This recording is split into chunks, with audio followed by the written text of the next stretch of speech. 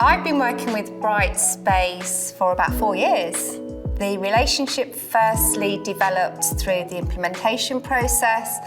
We took longer than what we needed to because we wanted to maximise the implementation, because we recognised for us it was a really big opportunity for transformation of learning. And when I joined the project, I was asked to lead it from an educational change perspective. And that was such a golden opportunity for myself because my background is in pedagogical change. That's what I did my doctorate in. So that's what I feel really passionate about. When we selected Brightspace, we went through a procurement process that was very detailed, like many universities in the UK do.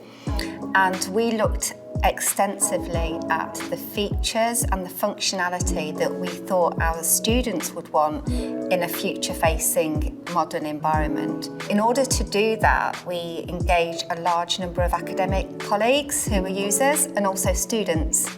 And they supported us in the choice of Brightspace through having a play with it and then going through and scoring some of the features. And Brightspace came out the top.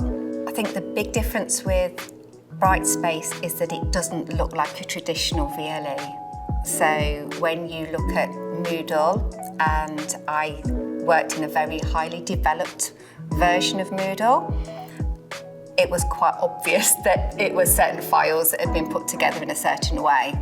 Whereas the D2L experience, it felt more intuitive and more visually appealing for students and just easier.